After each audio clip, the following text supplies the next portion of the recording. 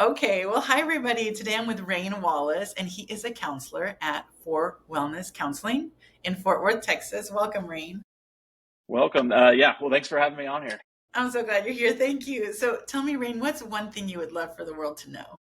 Man, one thing I'd love the world to know, that is a great question. That is a challenging question.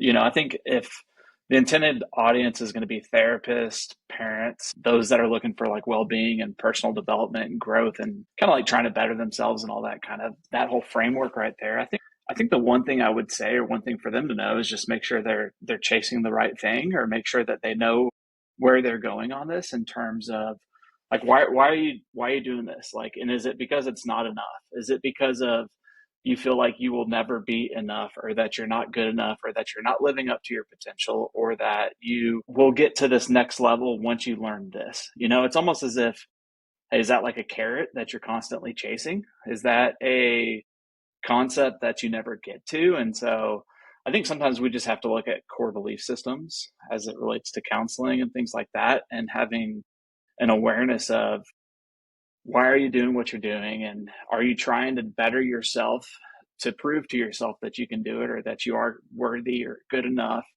And so I just, it's just challenging you to recognize why you're doing that. And also to, are you ever catching up to that carrot? If you're constantly dangling a carrot in front of your face, like, will you ever catch up to that? And I think a lot of times people think that they will feel better once they get to this level or to that level or once they get this next great thing. And unfortunately, like you get there, but then you realize, actually, I want this like next thing. And then, um, and it's not wrong to have an appetite for growth. I totally am a huge proponent for wanting people to better themselves, to like have an attitude of just like lifelong learning. And like the day we stop learning is the day we stop dying. And so don't get me wrong, I'm all for personal development and growth, but I also think we have to give ourselves credit with where we're at and recognize that aspect of it and just give yourself credit and recognize like what you are accomplishing and what you are doing and make sure that you're seeing it from that lens. Wow, I love that. That's so much deeper because we do sometimes go to therapy or as therapists, we give a lot of advice or people have goals, but I like looking underneath because it makes you go, oh, what is it I think I'm going to get from this? Oh, Right. so good. And it's kind of heartbreaking to think about, oh, that I'm going to, feel good about myself where, we know it doesn't come from those things. Wow, that's really cool. So how did you discover this? Man, I tell you, that's a great question. And you ask good questions. I don't know about you, but for me as a therapist, whenever I have a client tell me, "Oh, that's a great question," it's like I don't know, it kind of like strokes my ego a little It's a bit of like, great, "Hey, you yeah. know." But no, it's a good question right there. How did I discover that? I would say probably in learning more about myself and learning more about my clients and learning more about core belief systems and learning more about like cognitive behavioral therapy and like our own personal constructs and how we view ourselves, how we view the world. And so picking up on like patterns and themes, and I would say probably working with enough high level, professionals that are constantly trying to like better themselves and get to this next level. And I see frequently that they're doing it a lot of times because they don't feel like they're enough. And so it's trying to address that part of it. So how I discovered it, learning about counseling theories, learning about my Yeah. clients, working with enough clients, learning more about myself, all those fun things.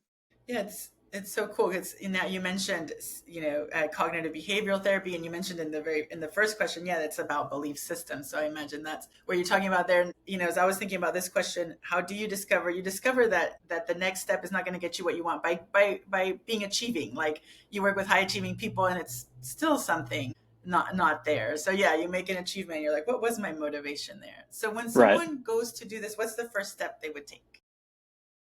I think just learning about their own personal belief systems, like how they view themselves and then how they view the world, and trying to understand how they got there. And so, really trying to understand that like foundational belief system, so to speak, within themselves so that they can work on the self awareness, so that they learn more about themselves, so that they can pick up on themes. Like a lot of times, these are themes we're talking about where they happen over and over and over again, and it just keeps hitting them in the exact same way, so to speak, but yet they just don't quite realize part of the reasoning for that. And Yeah. so I think you have to look inward, you have to look deep, you have to be willing to look at yourself and understand yourself and learning on those patterns and themes and Yeah. everything along those lines. Yeah. I think that's where a counselor really comes in handy, like just someone to walk with you and see different things. So cool. So what's a common obstacle that people face? Being honest with themselves. Mhm.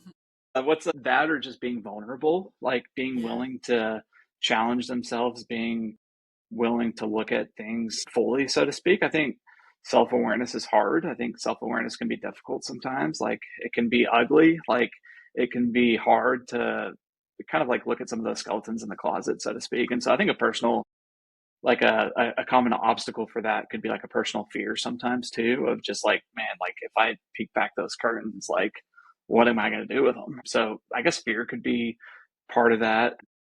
If we're talking about, I mean, because obviously, like, what's the first step to? And I would say counseling, but I'm a counselor, so I am overly biased about counseling being helpful. Like, there's no shame in me hiding that aspect of it. And so, but yeah, no, I think a counselor would be really helpful to try to like help understand those things and kind of pick up on themes, because if we've been working with people for long enough and we're picking up on all these stories and picking up on patterns for how they talk to themselves, how they view situations, how it seems like everybody's always out to get them, or just whatever it might be. And so yeah.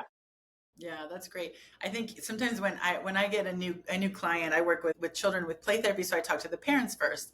And one of Hmm. the questions I ask them is, "What causes you to reach out now?" And a lot of times, I'll hear like, "We're out of tools. We're out," and I know they're struggling, but that's where I know this person is open. So that's like that vulnerability. Like we need Yeah. we need some help, and as rough as that is, I think that's a good first step often.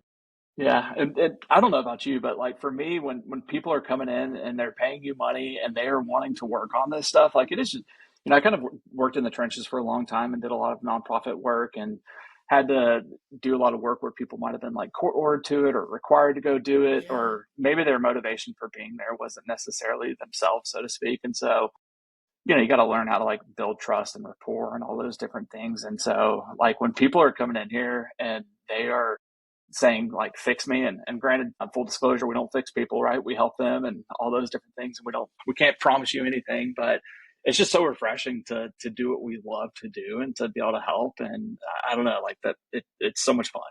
absolutely. Yeah. And same, sometimes I drive home and I think, man, there's just no one more motivated than someone who wants to help their kid. I feel like that is just so beautiful, such a gold mine of motivation. So, Absolutely.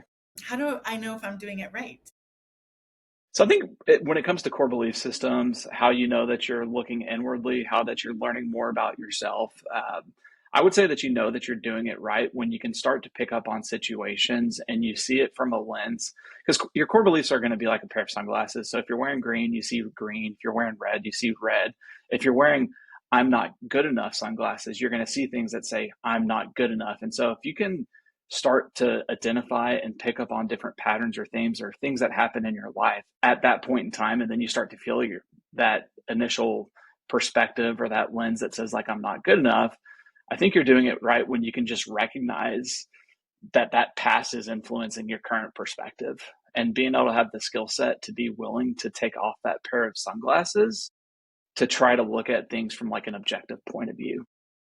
So cool. It takes like so much, like you're saying, courage, stack it up, awareness, courage, and then, yeah, just that flexibility, I think a little bit. And I got to tell you, you're my first person that I've had on who is CBT. So Mm, that's interesting. You're my new CBT buddy. So I'm really grateful that you're here. Yeah. So very cool to hear a little bit more about CBT. And I think, and to hear about just, what motivates people and to help people understand that. And maybe it's just not the next achievement, but to really sometimes we just back up and slow down and look at what yeah, we're absolutely. doing. Yeah. Oh my gosh. Well, that's our time, Rane. Thank you so much. You're my new CBT buddy. So thanks for being on here. And I'm gonna Yeah, put of all course, your Molly. contact info in the description. And yeah, thanks again. Absolutely.